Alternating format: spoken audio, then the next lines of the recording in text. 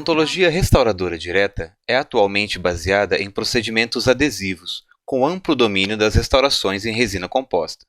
O processo de adesão à estrutura dentária é responsável pela retenção das restaurações e pelo consequente aumento da resistência das estruturas remanescentes.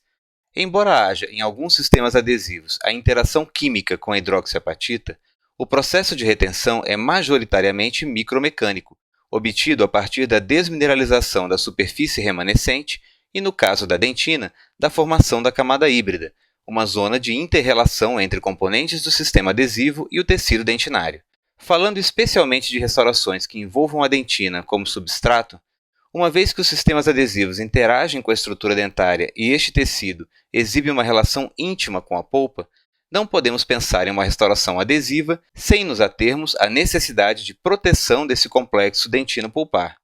Proteção essencialmente contra estímulos químicos, elétricos, físicos e biológicos.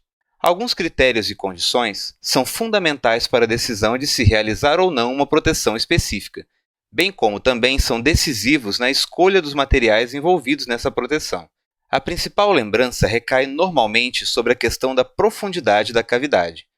Mas além dessa condição, que é obviamente relevante, outros pontos podem ser importantes, como a idade do paciente, o tipo de substrato dentário, a condição pulpar e as propriedades do material protetor. Nesse primeiro de 2 vídeos sobre o tema, vamos falar sobre a influência da profundidade e da idade do paciente na decisão de se realizar uma proteção do complexo dentino-pulpar.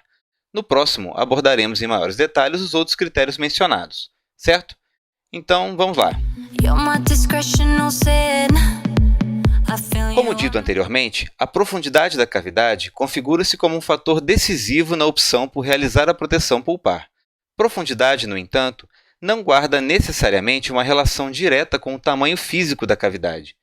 Uma cavidade profunda é, por definição, aquela próxima à câmara pulpar. Sendo assim, o conceito de profundidade estará ligado às dimensões da coroa dentária e da própria câmara pulpar. Imagine uma determinada cavidade em um primeiro molar, por exemplo. Sendo em um dente jovem, a câmara pulpar apresentar-se-á mais ampla, ocupando um maior volume na coroa. Se, no entanto, o mesmo dente pertencer a um idoso, a formação de dentina secundária ou mesmo terciária ao longo da vida tenderá a reduzir proporcionalmente o volume dessa câmara. Assim, nos 2 casos, uma mesma cavidade, portanto, de mesma dimensão, apresentará uma relação completamente distinta no que tange à proximidade com a câmara pulpar, ou seja, terão profundidades diferentes. Outras questões relacionadas diretamente à profundidade da cavidade são as diferenças de permeabilidade e umidade da dentina próxima e mais distantes à câmara pulpar.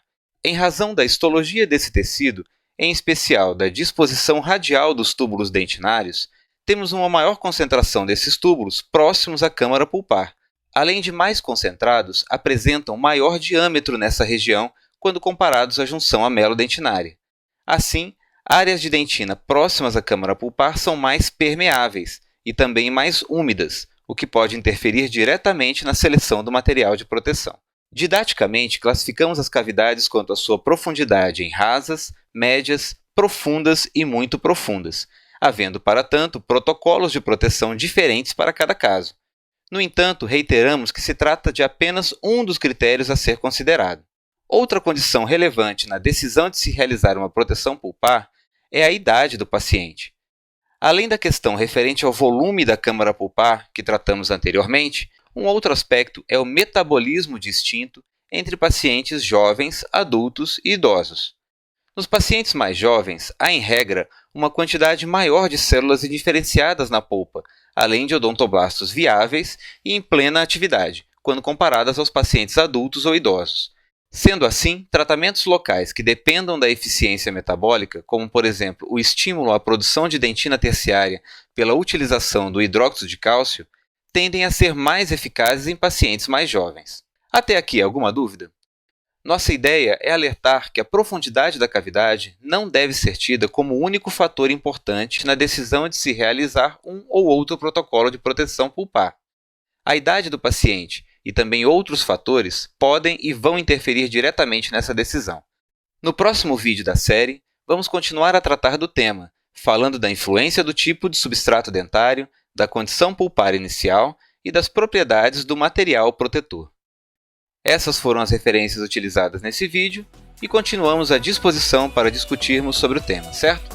Grande abraço e até a próxima!